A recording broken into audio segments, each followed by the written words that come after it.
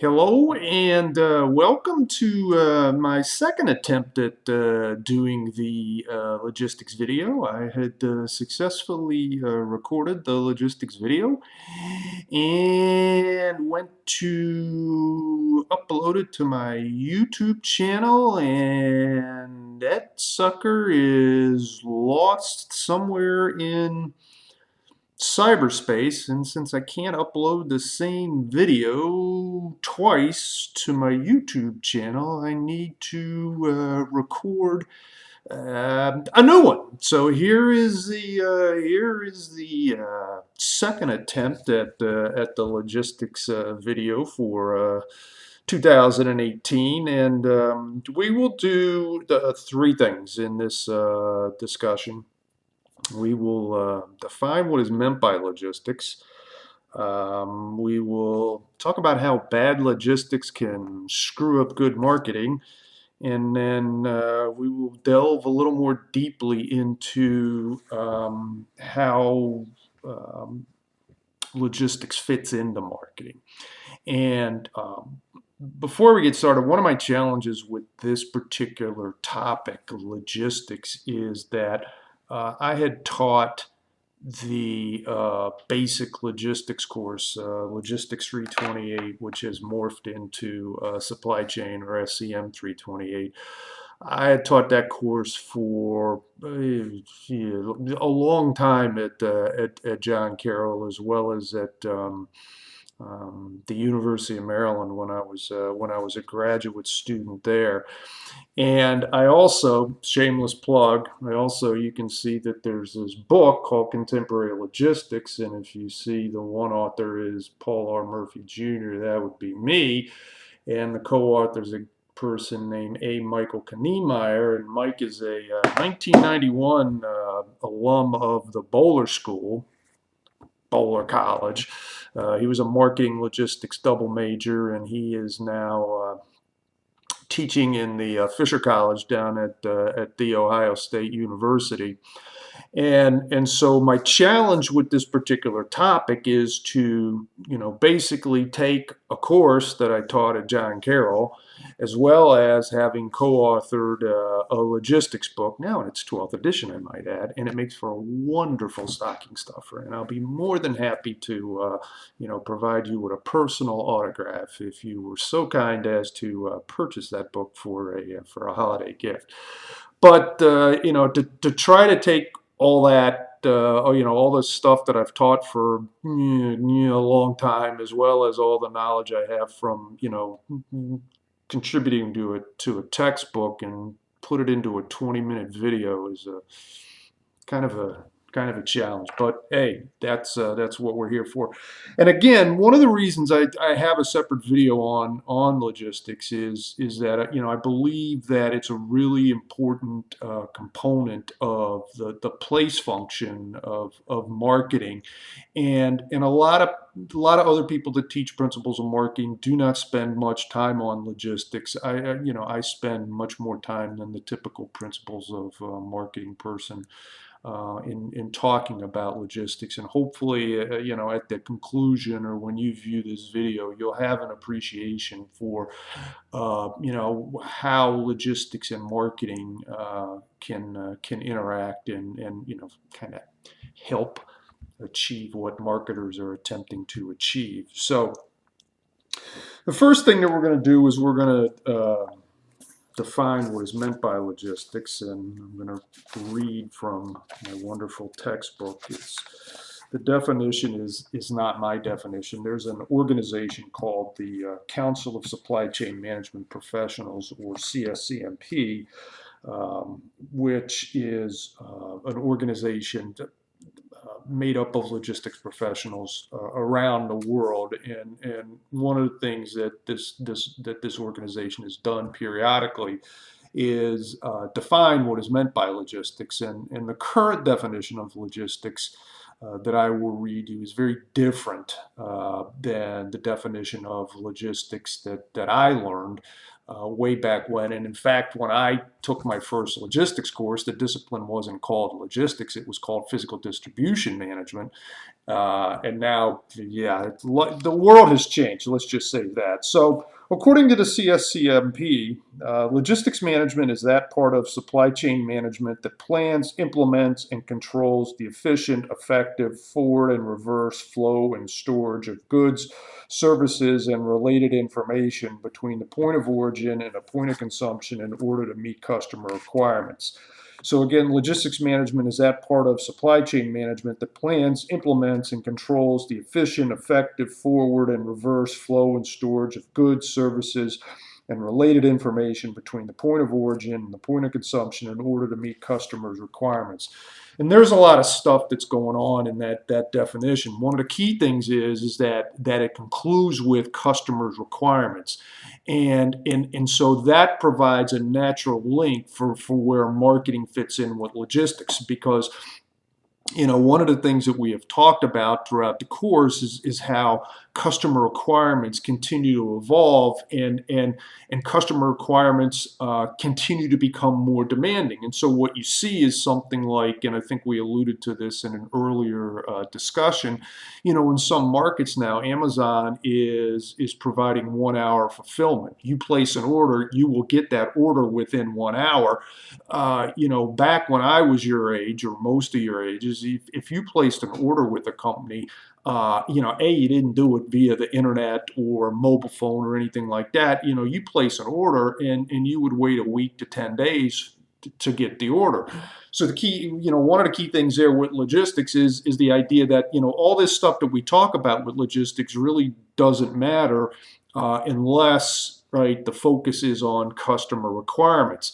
The definition talks about effective and efficient, and those are two words that we used when we were talking about marketing channels, right? It talks about the goods, services, and related information, and increasingly in today's world, information or data is really important both for marketing and logistics. One of the things that you can do in today's world is, and you could do it, back further, but certainly not when I worked for the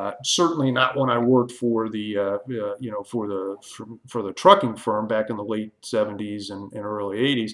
You can substitute information for inventory, right? And so that allows for, and you say, what do you mean substitute information for inventory? So if you have a store, for example, if you have a retail location and it's selling predominantly blue sweaters, you can make sure that that store location gets a lot of blue sweaters and not necessarily red sweaters, because red sweaters might not sell as well. And so what you would have is you would lessen the likelihood of what we call a stock out, not having available inventory, right? Because you've got good information or good data, right? You would lessen the impact of stock out, not having the inventory that you need, as well as overstock, which is inventory that you don't need, right? So if you're a store and you sell predominantly blue sweaters and you don't have enough blue sweaters, then you would be in a stock out situation.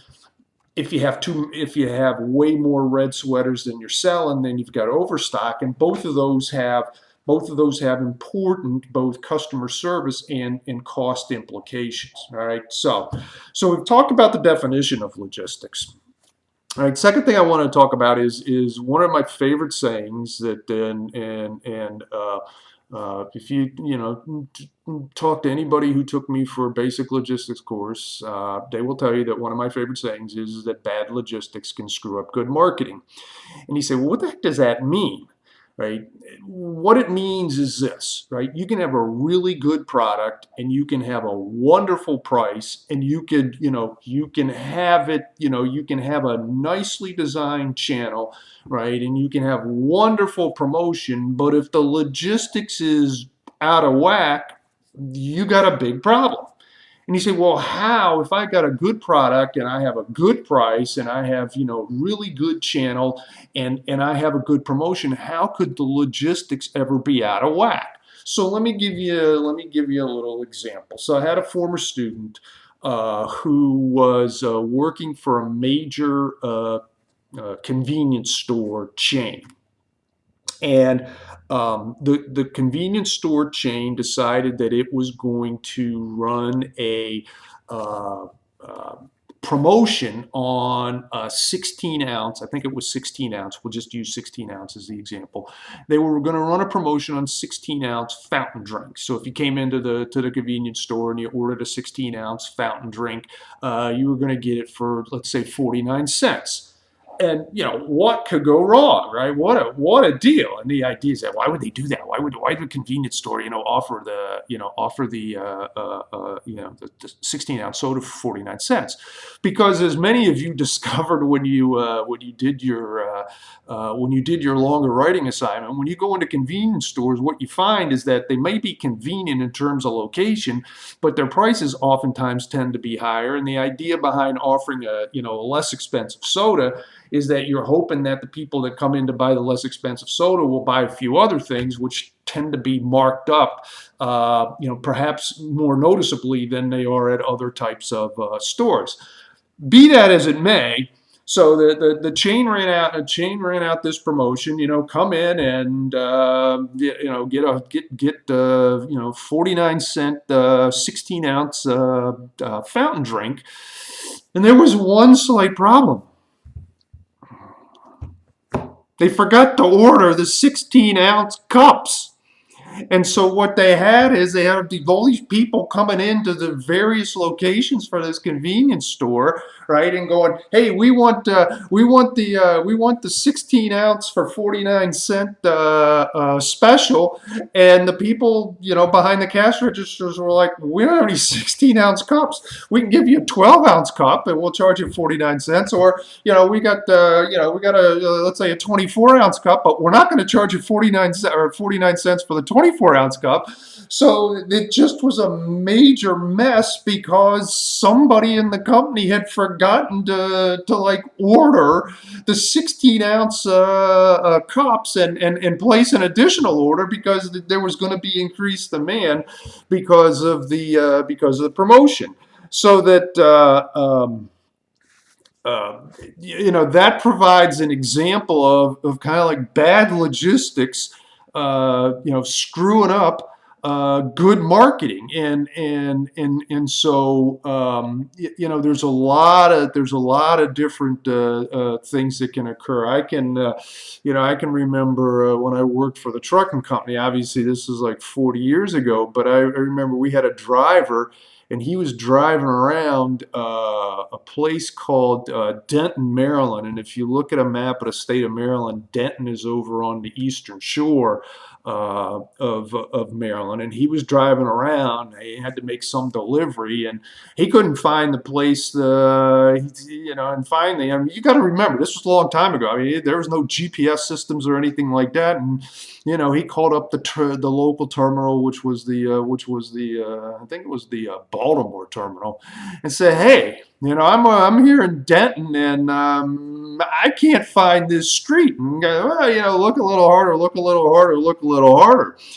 And a guy drove around, and finally he's like, "No, this place doesn't exist." And what had happened is that when they put the order together and put the label together, they had whoever did it, and it wasn't us at the trucking company, it was whoever labeled the shipment, had put Denton, Maryland, Denton, right, when it was actually going to Odenton, Maryland, Odenton, and Odenton's on the other side of, it's on the western shore, it's on the other side of the Bay Bridge.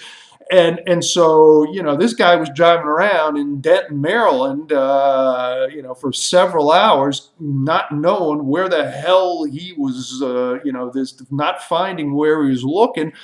Meanwhile, you had people in Odenton at a place going, "Where the hell is, the shipment that we ordered?" So again, bad logistics can screw up good marketing. And that provides a nice segue into the idea that, how does logistics fit into marketing? And so as I mentioned when I, provided the definition of marketing, the definition of logistics, the definition of logistics now has a customer focus, right? It talks about, right, customer requirements. So there's a natural link there. A second is that logistics can be really important in terms of customer satisfaction, right? In the sense that what customer satisfaction comes down to is actual performance exceeding or meeting expected performance. And so if you think about situations in your life where you've been satisfied, right? Basically what has happened is that the actual performance has either met or exceeded what it was you were expecting. And so where logistics can come into play there is that you think about you place an order and does the order show up on time, right? And if the order shows up on time, well then you might be pleased, right? If the order shows up late, you might not be pleased. Well, a lot of times the reasons that orders show up late is related to logistics. Maybe there was some sort of weather snafu in terms of transportation. Maybe the shipment kind of got lost. See, that's a nice thing now about a lot of places you can track where inventory is, right? You got shipments, you can figure out where the hell it is because of the ability now to track where orders are. Right, there's damage, right? That's a lot of times the thing shows up and it looks like you may have seen something, you say, God, it looks like that freight, it looks like they threw it into or out of the truck. Well, there's a reason it looks like that. It's because they being the people working for the trucking company, probably did throw it in and out of the truck, because as somebody who worked in the trucking industry, I can tell you is that when you're running behind schedule, about the last thing you want to worry about is, oh man, are the rows nice and neat and stuff like that? I need to get the freight into the truck, right, so that the truck can make its departure time. And so you literally sometimes start throwing the freight into the truck, and sometimes when you throw freight into trucks, it gets damaged. So you got these kinds of, you got these things of where logistics can play a key role in customer satisfaction. And then,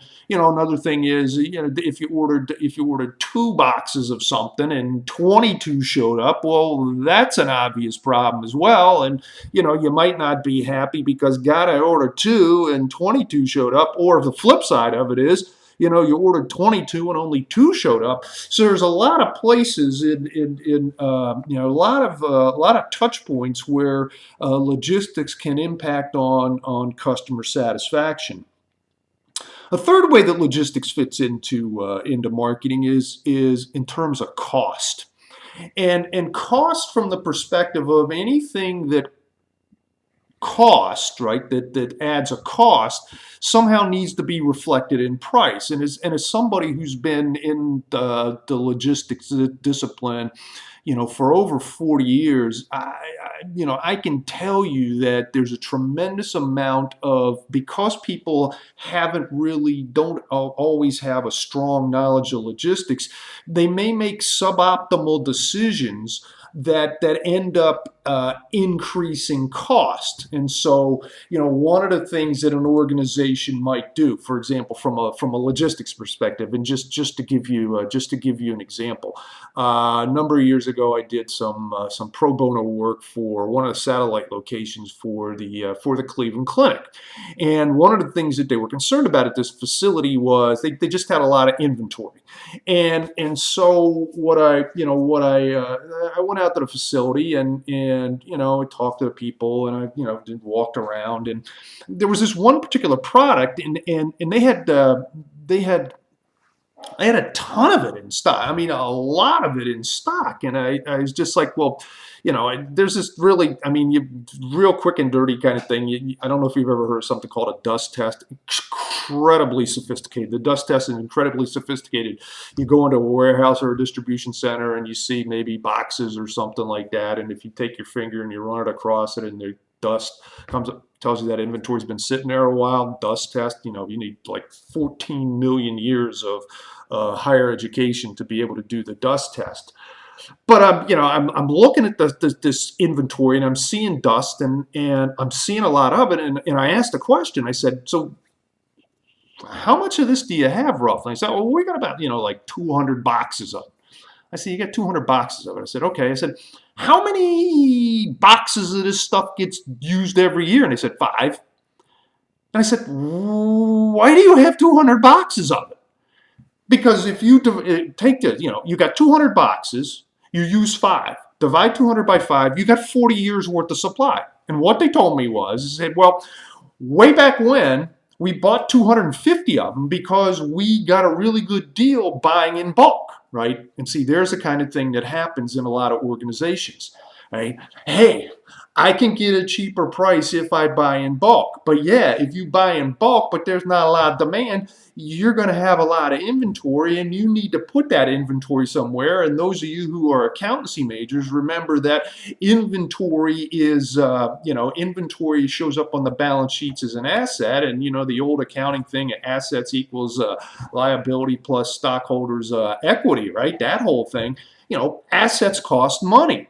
And so here was a company, and I'm not picking on the Cleveland Clinic, but it was just like, yeah, great, wonderful, right? You got a great deal on 250 boxes of the stuff, but you got 200 of them in stock because you're only using 5 a year. And that's how, when organizations do things like that, they can really jack up, right, both their inventory and their warehousing costs, and those kinds of costs end up being reflected in the price of the product. So I've provided you, hopefully, with an overview of logistics and its relation to marketing.